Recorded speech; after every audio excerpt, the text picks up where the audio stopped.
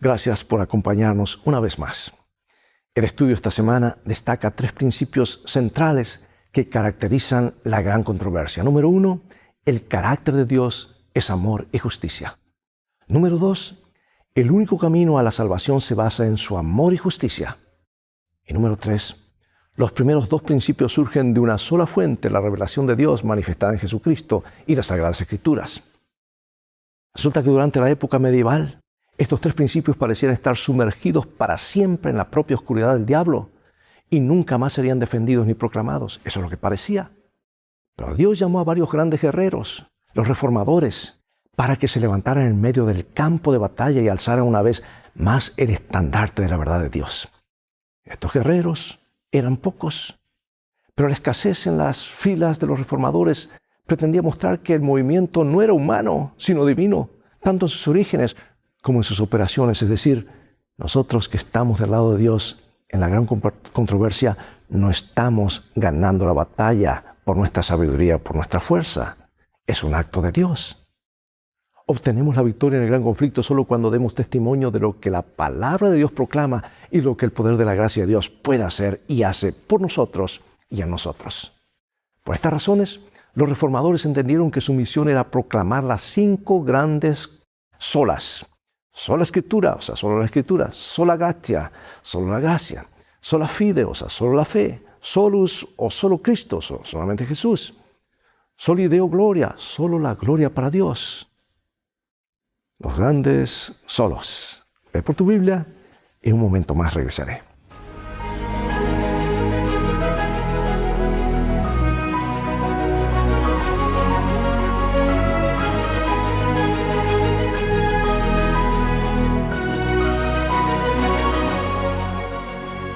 Dice la palabra de Dios en Salmo 119, en mi corazón he guardado tus dichos para no pecar contra ti. Los reformadores protestantes tenían algo que el siglo XXI necesita desesperadamente, un propósito para su vida. En su libro El yo vacío, el prestigioso psicólogo estadounidense Philip Cushman habla de quienes viven sin propósito. Sus creencias son superficiales. Poco les importa realmente y no tienen nada por lo que merezca la pena morir. Entonces tienen poco por lo cual valga la pena vivir. Pero los hombres y las mujeres y los niños de la Reforma protestante eran radicalmente diferentes. Tenían un propósito permanente por el que valía la pena vivir. Lo que creían era importante y no estaban dispuestos a comprometer su integridad. Sus creencias fundamentales formaban parte inseparable de ellos.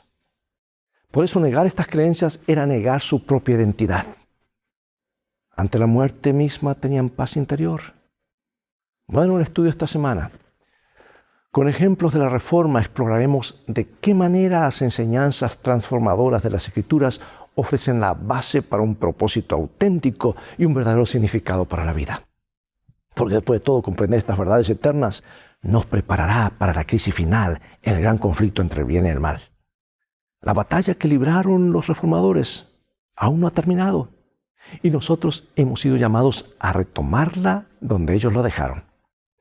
Nosotros también podemos descubrir a un Dios lo suficientemente grande para todos los desafíos que enfrentamos.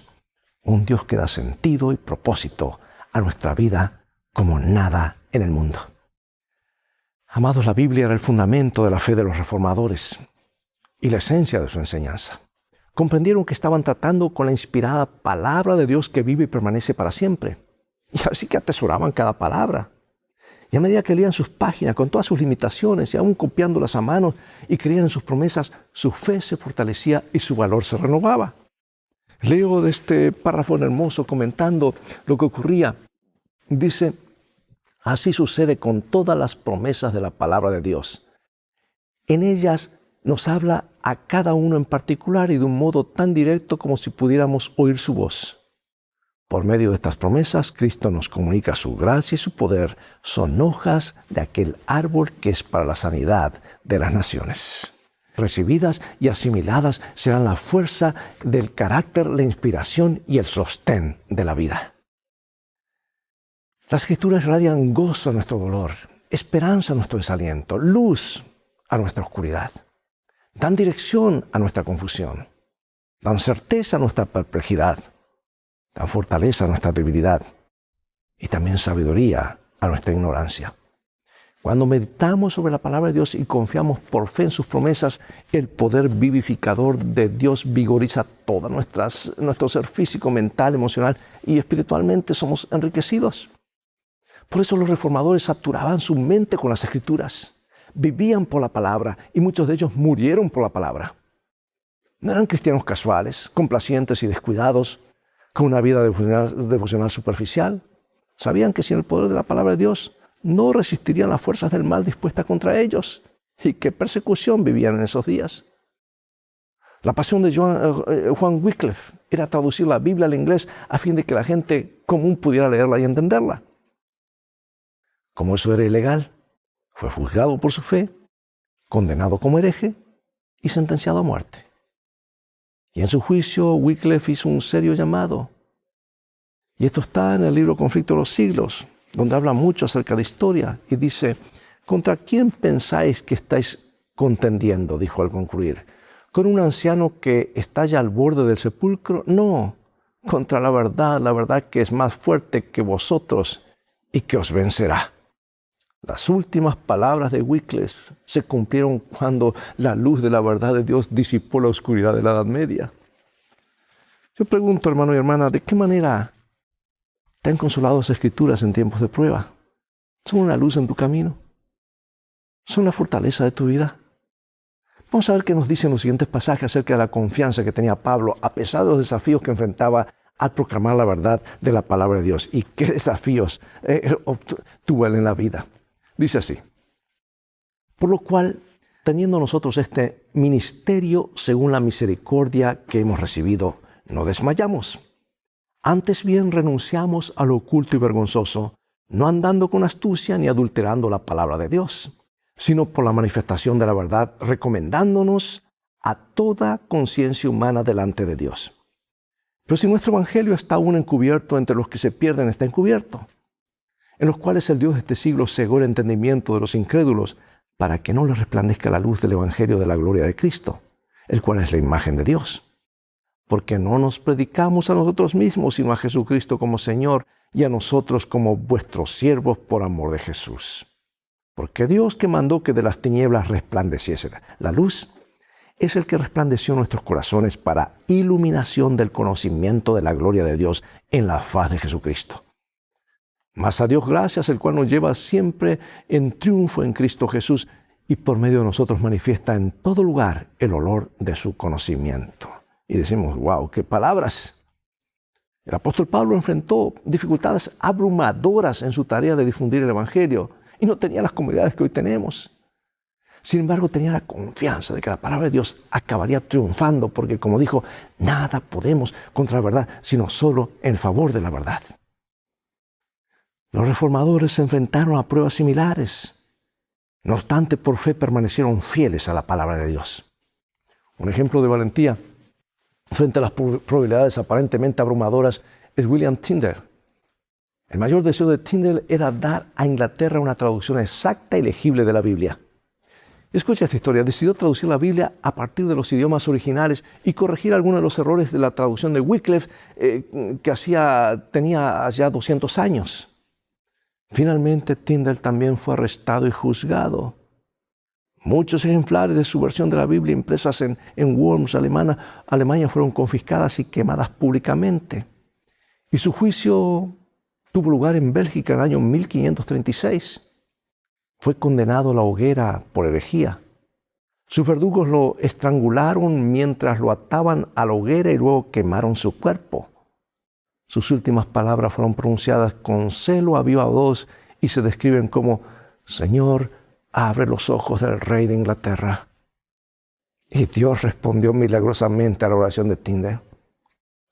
A los 4 años de su muerte se publicaron 4 traducciones inglesas de la Biblia.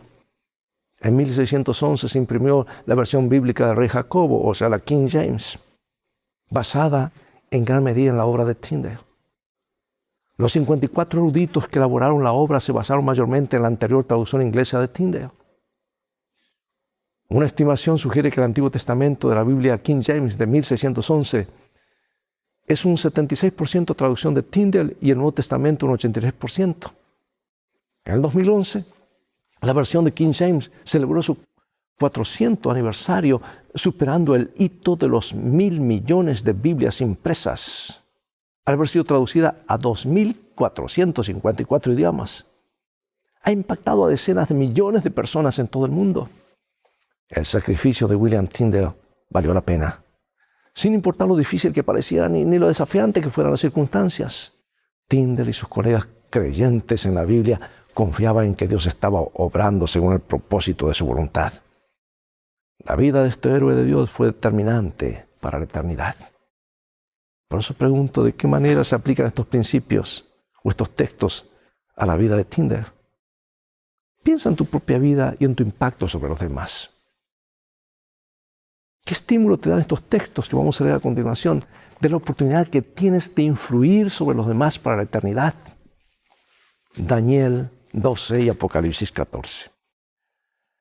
Los entendidos resplandecerán como el resplandor del firmamento, y los que enseñan la justicia a la multitud como las estrellas a perpetua eternidad. Oí otra voz del cielo que me decía: escribe, bienaventurados los que de aquí en adelante, los muertos que mueran en el Señor. Sí, dice el Espíritu, descansarán de sus trabajos, porque sus obras con ellos siguen. Un día, mientras estudiaba en la universidad, en la biblioteca de la Universidad, Martín Lutero llegó a un punto de inflexión en su vida. Descubrió un ejemplar de la Biblia en latín. No sabía que existía un libro así hasta entonces. Con gran deleite leyó el capítulo tras capítulo, versículo tras versículo. Le asombraba la claridad y el poder de la palabra de Dios. Y mientras estudiaba sus páginas detenidamente, el Espíritu Santo iluminó su mente. Sintió la dirección del Espíritu Santo cuando las verdades ensombrecidas por la tradición parecían saltar de las páginas de las Escrituras. Y al describir su primera experiencia con la Biblia, escribió: «Oh, que Dios me diera un libro así para mí». Tenemos la seguridad de que el mismo Espíritu Santo que inspiró a los autores de la Biblia nos guiará también a nosotros cuando leemos las Escrituras. Él es el intérprete divino de la verdad divina. Tristemente, muchos cristianos profesos hoy minimizan el elemento sobrenatural de la Biblia y exageran el elemento humano. Y como Satanás ya no nos puede mantener alejados de la Biblia, su mejor alternativa es despojarla de su carácter sobrenatural, convertirla meramente en buena literatura o peor aún, en una herramienta opresiva de la religión para controlar las masas. Los reformadores vieron claramente que el Espíritu Santo, no los sacerdotes, los prelados ni los papas, eran el intérprete infalible de las Escrituras. ¿Sabes que hay un interesante intercambio entre John Knox y el reformador escocés y María, reina de Escocia? Y nos dice así: María respondió: vos interpretáis las Escrituras de un modo y ellos, los maestros romanistas, las interpretan de otro. ¿A quién creeré? ¿Y quién será juez en este asunto? Debéis creer en Dios, que habla con sencillez en su palabra, contestó el reformador. Y más de lo que ella os diga, no debéis creer ni de uno ni de otros. La palabra de Dios es clara, y si parece haber oscuridad en algún pasaje, el Espíritu Santo, que nunca se contradice a sí mismo, se explica con más claridad en otros pasajes, de modo que no queda lugar a duda, sino para el ignorante. ¿A dónde llevó este líder del pueblo de Dios a la reina? Justamente a la palabra. Bueno, tenemos un texto hermoso en el libro de Efesios, capítulo 2. Porque por gracia sois salvos por medio de la fe, y esto no es de vosotros, pues es don de Dios, no por obras, para que nadie se gloríe. Dios proveyó la salvación como un regalo. Su Espíritu Santo nos guía a aceptar por fe lo que Cristo ha provisto tan gratuitamente mediante su muerte en la cruz del Calvario. Jesús, el divino Hijo de Dios, ofreció su vida perfecta para expiar nuestros pecados. La justicia divina exige una obediencia perfecta. La vida perfecta de Cristo sustituye nuestra vida imperfecta. La ley divina que hemos quebrantado nos condena a la muerte eterna. La Biblia es clara. Y con nuestras decisiones pecaminosas no alcanzamos el ideal de Dios para nuestra vida. ¿Por qué? Porque hemos pecado. Abandonados a nuestra suerte, no podemos satisfacer las justas exigencias de un Dios santo. Como resultados, merecemos la muerte eterna. Y esa es la realidad que la Biblia describe. Pero hay buenas noticias, amados. El apóstol Pablo nos asegura, porque la paga del pecado es muerte, pero el don gratuito de Dios es vida eterna en Cristo Jesús, Señor nuestro. Romanos 6:23. Es un don inmerecido. Porque si fuese por obras, nos la ganaríamos. Y si hay una verdad que brilla en el Evangelio es que no podemos ganarnos la salvación. Martín Lutero y los reformadores protestantes descubrieron que Cristo y solo Cristo era la fuente de su salvación. Fue entonces cuando Lutero comenzó a predicar el mensaje de la gracia salvífica de Cristo. Las multitudes acudían en masa a escuchar sus mensajes sinceros y movilizadores. Sus palabras eran como un sorbo de agua fresca en el desierto estéril de su vida. La gente estaba encadenada a las tradiciones de la iglesia medieval y sometida a rituales seculares que no ofrecían vida espiritual. Y los mensajes bíblicos de Lutero llegaban al corazón y la vida cambiaba. Y al leer el Nuevo Testamento, Lutero se sintió abrumado por la bondad de Dios. Le asombraba el deseo de Dios de salvar a toda la humanidad. Y la visión popular que enseñaban los líderes eclesiásticos de la época era que la salvación era en parte obra humana y en parte obra de Dios. Y Lutero descubrió que la muerte de Cristo en la cruz era suficiente para toda la humanidad. Dice el libro deseado de toda la gente, la mejor biografía alguna vez escrita acerca de nuestro Señor Jesús. Cristo fue tratado como nosotros merecemos para que nosotros pudiésemos ser tratados como Él merece. Fue condenado por causa de nuestros pecados en los que no había participado, con el fin de que nosotros pudiésemos ser justificados por medio de su justicia, en la cual no habíamos participado. Él sufrió la muerte que era nuestra para que pudiésemos recibir la vida que era suya. Qué resumen tan poderoso, ¿verdad? Maravillosamente escrito y que presenta el Evangelio, que podemos ser justificados por una justicia en la cual no habíamos participado. ¡Qué promesa! Si la salvación es obra de Dios en Cristo, entonces nos preguntamos, ¿qué función desempeñan nuestras buenas obras en la vida cristiana? ¿Cómo podemos confirmar la importancia de las buenas obras en nuestra experiencia sin hacer de ellas el fundamento de nuestra esperanza? Bueno, un nuevo viento soplaba en la iglesia cristiana en los días de Lutero. A decenas de miles de personas se les enseñó a apartar la mirada de su yo pecaminoso y a contemplar a Jesús. Indudablemente, estas personas, al mirarse a sí mismas y comprobar cómo eran, solo veían cosas que las desanimaban. ¿Qué creyente no tiene la misma experiencia actualmente? Por eso tenemos que mirar a Jesús, amigo y amiga. La gracia de Dios nos cambia. Cierto día, Juan Wesley asistió a una reunión, moraba en Londres. Wesley quedó asombrado mientras escuchaba la lectura de la introducción de Lutero a los romanos. Por primera vez en su vida empezó a entender el Evangelio. Algo se conmovió en su interior y se sintió extrañamente atraído por ese Cristo que había dado su vida por él. Él exclamó, sentí que confiaba en Cristo, solo en Cristo para la salvación, y tuve la seguridad de que Él había quitado mis pecados, aun los míos, y me había salvado de la ley del pecado y de la muerte. Sí, amados, los reformadores estudiaban sistemáticamente la palabra para descubrir más verdades y no tenían las facilidades que hoy tenemos. No contentos con el status quo ni con la experiencia religiosa rígida, con poco o ningún crecimiento, anhelaban constantemente conocer mejor a Cristo. Y muchos cristianos de la Edad Media que creían en la Biblia pagaron un precio muy alto por su determinación. Fueron torturados, encarcelados, exiliados y ejecutados. Confiscaban sus propiedades, quemaban sus casas, asolaban sus tierras y perseguían a sus familias. Cuando los expulsaban de sus hogares, buscaban una ciudad cuyo arquitecto y constructor es Dios. Cuando los torturaban, bendecían a sus torturadores, y cuando languidecían en oscuras y húmedas mazmorras, reclamaban las promesas de Dios de un mañana mejor. Aunque su cuerpo estaba confinado, eran libres, libres en Cristo, libres en las verdades de su palabra, libres en la esperanza de su pronto regreso. Pregunto al mirarte a ti mismo, ¿qué esperanza de salvación tienes? Y ahora, para concluir, pensemos en las 5 solas de los reformadores protestantes que mencionamos al principio. ¿Qué importancia tienen para tu vida?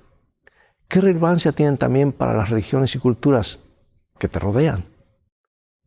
¿Qué contribuciones podrían hacer las 5 solas a la comunidad en la que vives? Solo Cristo, solo fe, solo gracia, etc. ¿Cómo ves tu comunidad o cómo ve la comunidad en la que vives o tu cultura las Sagradas Escrituras? ¿De qué manera dirías que defender la Escritura en tu contexto religioso espiritual particular es parte de la gran controversia? Sí, los reformadores vivieron su mundo, hoy nos toca vivir en este mundo, en nuestro vecindario. ¿Cuál es tu contribución personal en la defensa de las Escrituras en tu comunidad local como parte de la gran controversia? ¿Cómo puede ser un Wycliffe, Tyndale o un Lutero en tu contexto religioso espiritual? Y aquí una cita maravillosa. Los fieles siervos de Dios no trabajan solos. Mientras que los principados y potestades de los espíritus malos se ligaban contra ellos, el Señor no desamparaba a su pueblo. Si sus ojos hubieran podido abrirse, habrían tenido clara evidencia de la presencia y el auxilio divinos que les fueron concedidos como a los profetas en la antigüedad. Cuando el siervo de Eliseo mostró a su amo las huestes enemigas que los rodeaban sin dejarles cómo escapar, el profeta oró: te ruego, Jehová, que abras sus ojos para que vea. Y aquí en el monte estaba lleno de carros y caballos de fuego, y el ejército celestial protegía al varón de Dios. Del mismo modo, había ángeles que cuidaban a los que trabajaban en la causa de la reforma. Cuando enemigos poderosos se unían para destruir la fe reformada y millares de espadas parecían desenvainarse para combatirla, Lutero escribió: Satanás manifiesta su ira, conspiran pontífices impíos y nos amenaza la guerra. Exhortad al pueblo a que luche con fervor ante el trono de Dios en fe y ruegos, para que nuestros adversarios, vencidos por el Espíritu de Dios, se vean obligados a ser pacíficos. Nuestra más ingente necesidad, la primera cosa que debemos hacer es orar. Hacer saber al pueblo que en esta hora él mismo se haya expuesto al filo de la espada y a la ira del diablo. Haced que ore. La justificación por la fe. La gran verdad que Lutero redescubrió es el fundamento del Evangelio. La verdad sobre la cual descansa nuestra esperanza de salvación. Por eso él compuso ese himno, Castillo Fuerte, que enuncia el Evangelio en forma poderosa. Luchar aquí sin el Señor, cuán vano hubiera sido, dice una estrofa. Mas por nosotros pugnará de Dios el escogido. ¿Sabes quién es? Jesús, el que venció en la cruz, Señor de Sabaoth, omnipotente Dios. Él triunfa en la batalla. No solo cantemos ese himno, sino que vivamos las palabras de ese himno. Oremos. Gracias, Padre, por darnos tus palabras. Por tu palabra, firma nuestros pies en tu enseñanza, nuestros corazones en tu verdad. Gracias, sabemos que lo harás porque lo pedimos en el nombre de Jesús. Amén. Todo el tiempo que tenemos por hoy, llegó el momento de despedirnos. Será hasta un próximo programa de la serie Lecciones de Vida o Lecciones de Escuela Sabática. Invita a otros a sintonizar en este canal. Transfórmate tú en un canal de bendiciones. Mientras tanto, Dios te bendiga y recuerda, tú vales mucho para Jesús. No lo dudes. Mira el precio que fue pagado por ti y por mí en la cruz del Calvario. Él te ama más de lo que puedes imaginar y pronto regresará para llevar a aquellos que se anotaron para estar con Él para siempre. Vamos a hacer un viaje y las cosas van a terminar bien. Para eso tenemos un buen GPS y un buen guía que es Cristo Jesús. Maranata, Dios te bendiga.